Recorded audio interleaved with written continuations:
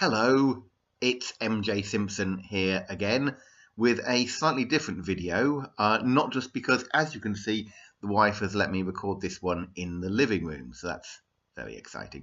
I'm going to do what I believe the young people call an unboxing video because I've received two very exciting packages in the post and I want to share them with you now. One from eBay, one from Amazon. And I've been waiting about a week to do this because this one turned up fine, picked it up from Argos. The Amazon one, the idiot courier company didn't put the full address on the label, so it's been going around various University of Leicester departments for a week trying to find me. But they've both turned up now, and the reason I'm so excited is that these are both films directed by a gentleman named Richard Driscoll. And you may know that name. You may not know that name, but you ought to know that name because he is widely considered to be the worst filmmaker, British filmmaker of modern times. Really staggeringly terrible. And he writes badly, he directs badly, he produces badly, and he acts in his own films. So he's in more than one way a British Ed Wood. And I've written a lot about Richard Driscoll over the years. You'll find reviews of 3 of his films on my website, mjsimpson.blogspot.co.uk, and you may have seen a big article I wrote about him in The Dark Side a year or 2 ago. Now, he has made 6 films over the past 30-odd years. 7 if you include one that he produced but didn't direct. We're not going to count that. Just mention that for the pedants. And 6 films over 32, 33 years. He's not a terrific hit rate, but he's better than some people. Kudos to him for that. And I've seen 4 of them, and they are 4 of the absolute worst films I've ever seen, but enormously, bizarrely, entertainingly terrible. So I'm very, very excited that what I've got here is the missing Richard Driscoll film, his rarest title, which I've never seen, plus Let Joy Be Unconfined, a brand new Richard Driscoll film. And you can see that, you know, at a rate of sort of 1 every 5 to 6 years, a new Richard Driscoll film is an event. So we're going to start, just bring up to speed. Richard Driscoll's first film was called The Comic. I used to have that on DVD and I gave it to somebody, and I've been meaning to pick up another copy, and I can't find one on eBay at the moment, but I'm looking for that one. He then made Cannibal, which is terrible, Evil Calls, which is terrible, and El Dorado. You get the idea. Those 3 are all available under other titles as well, and you'll find reviews of The Comic, Evil Calls, and Cannibal on my site. I never got around to reviewing El Dorado. I've seen it a couple of times in 2 different edits, but I've never really had the time to review it. I may resolve that at some point. So what we should have in here is the missing piece of the puzzle, because between The Comic in 1985 and Cannibal sometime in the 90s, Richard Driscoll made a film called Silent Heroes, which is his only non-horror film. It's a war movie, and it should be in this package, and you can see by the size of the package we're going old school, baby, because this is on VHS. So let's see what's inside here. I'm very excited. This cost me quite a bit on eBay, actually. I think, you know, considering it's VHS, I have a VHS machine upstairs, and I really hope this is going to play. And there it is. Silent Heroes on VHS. The lost Richard Driscoll film. I'm pretty sure this has never been released on DVD. Probably will be now. In a couple of weeks' time, he'll probably put it out on DVD, just to spite me, because I'm not his favourite person, because I write about his films. It is, you'll see it says a battle for the Falklands, and it's possibly uniquely a film set during the Falklands conflict. I have racked my brains trying to think of any other feature film set during the Falklands conflict. There probably are 1 or 2. I just haven't found them. I know there's been 1 or 2 TV dramas, but very, very few, if any, other films. So, you know, it's unique in that respect. Silent Heroes, the film, just in case you thought there was, you know, Silent Heroes, you know, the car, or Silent Heroes, the toothbrush, or something. Battle for the Falklands. It was released by ABC Films, whosoever they were, and its catalogue number is ABC 006, so presumably they put out at least another 5 titles. Let's read you the blurb on the back. In February, shall I do it in trailer guy voice? In February 1982, the British government decided that HMS Endurance would be withdrawn from her patrols in the Falklands area. James Callaghan warned Margaret Thatcher, quote, "To withdraw HMS Endurance is an error that could have great consequences. Other claims on the defence budget should have greater priority." Oh, that's like two quotes that run into each other. Hansard, 9/2/82. This is brilliant. The blurb on the back of this DVD not only quotes Hansard, it cites the reference number for that Hansard quote. That's got to be unique on British DVDs and very Richard Driscoll. Nearly 2 months later, on 2nd April 1982, Argentine troops invaded the Falkland Islands, as indeed they did. An obvious course of action taken by the British government... I'm not doing trailer voice, guys. An obvious course of action taken by the British government was to dispatch the elite SAS to infiltrate the Falkland Islands and thereby set the foundations for counter-offensive operations. Wow. It doesn't say directed by Richard Driscoll anywhere on here, but then, in those days, nobody had heard of him. Still, a lot of people haven't heard of him. They should do. He's amazing. Starring Robert Wilford, Martin Arlott, Joe Phillips, that's Joe without an E, so I'm guessing that's a lady, Kim Ryan, that's Kim with a Y, could also be a lady, and special guest appearance, Bob Flagg. Bob Flagg. And Bob Flagg has his own little moment of fame, because if you've seen the film version of 1984, the one that was actually released in 1984, the face of Big Brother in that is Bob Flagg, is this actor. That's what he's famous.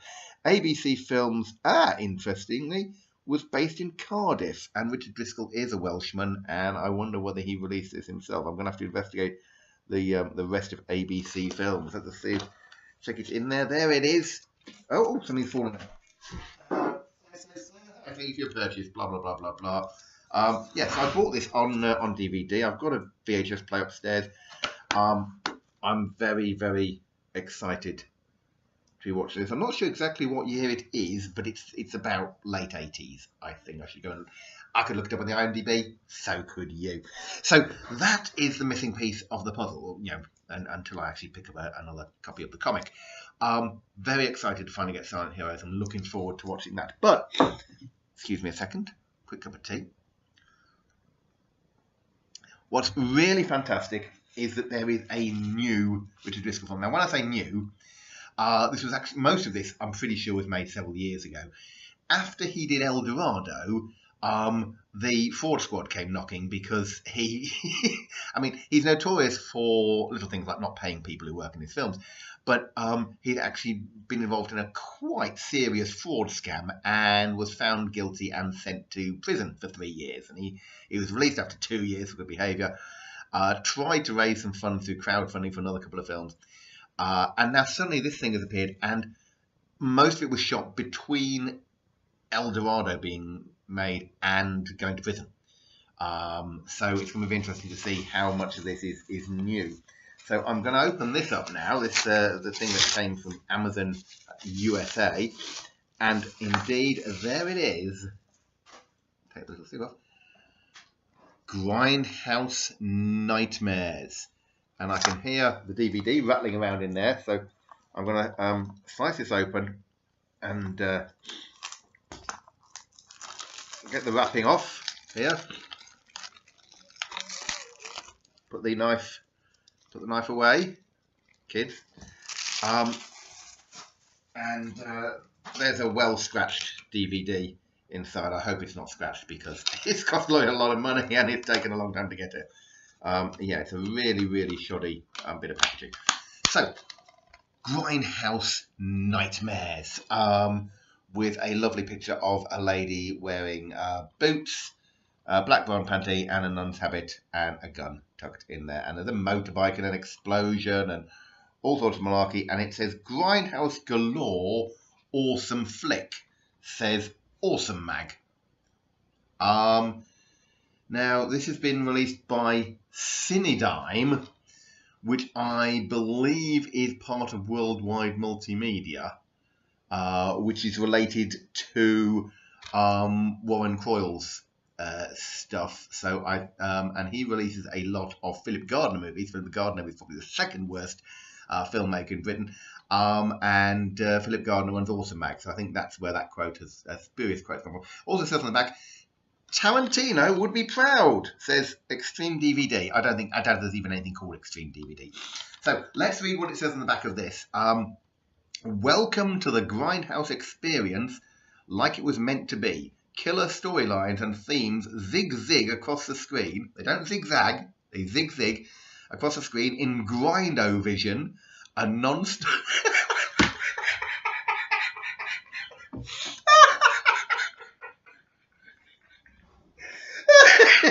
This is why it's worth waiting 5 or 6 years for a new what's this one? Zig-zig across the screen in Grindovision, a non-stop thrill ride of babes, guns, muscle cars, motorcycle shootouts, rendezvous with the devil, and much more. From Manhunt to Stripper with a Shotgun, Grindhouse Nightmares is cinema exploitation at its best. What's really bizarre about that is that it all appears to be spelled correctly, unless, of course, he meant to say zigzag, which is quite possible. From Manhunt to Stripper with a Shotgun, it's a two-part film. It was originally produced under the title Grindhouse 2, with 2 spelled with a figure 2 and then a W, then an O. And you'll remember that Tarantino and Rodriguez released Death Proof and Planet Terror as this double bill, Grindhouse. Although, of course, in the UK, it was never released in that format. We got the 2 films distributed separately. And Richard Driscoll, in his desperate attempt to copy whatever's around, said, "Oh, I could do a Grindhouse isn't a copyrighted word." So he came up with the idea of Grindhouse 2, and the 2 halves were Manhunt and Stripper with a Shotgun, featuring Michael Madsen and the cream of the screen. The queen of the scream queens, Linnea Quigley. Michael Madsen has he was in El Dorado and allegedly was drunk for much of the time that he was there. And Linnea Quigley was in Cannibal. And indeed, Richard Driscoll published, if you've ever seen a book called the Linnea Quigley Bio and Workout book, I think it's called, Chainsaw Workout book, he published that. And I used to have a copy of that, and I got rid of that. I keep meaning to get another one. So that's probably just all stock footage. There's some very recognisable pictures. There, for example, that cowboy, I'm pretty sure that's Crichton from Red Dwarf, whose name escapes me, but that's a scene from El Dorado. So a lot of this is from El Dorado or from other things or from the stuff he shot just after El Dorado. This lady on the front is Lorna Bliss. And she is or at least was, maybe still is, I don't know, a professional Britney Spears impersonator. She once went on Britain's Got Talent and got her titties out and got buzzed off. And she was in El Dorado because she was dating at the time, possibly still dating, I don't know, a professional Johnny Depp lookalike who was in it because Richard Driscoll wanted Johnny Depp and couldn't afford him. And then Richard Driscoll said that El Dorado was going to have a screening on the south coast, I think it was Torquay or Newquay or somewhere, and Lorna Bliss was going to be performing at the after party, and Lorna Bliss responded very reasonably on Twitter saying, "What the hell, I haven't agreed to anything like that." So I wonder whether Lorna Bliss knows that this is out. I can't find her on Twitter nowadays, so if you know Lorna Bliss, please point her to this video and tell her this film is out. There's another quote here from Vidiscope. I think that's supposed to be Videoscope. Maybe it's Vidiscope, I don't know. I mean, it's probably just it's either an obscure website or an obscure magazine or he's just made it up.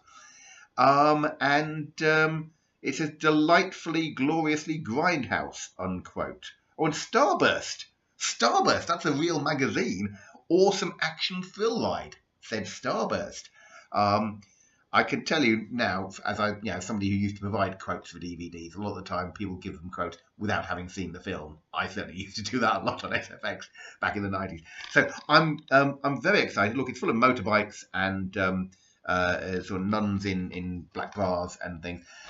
I am going to watch this tomorrow. Evening, and I am unbelievably looking forward to it. So that was the Richard Driscoll old style, Richard Driscoll new style.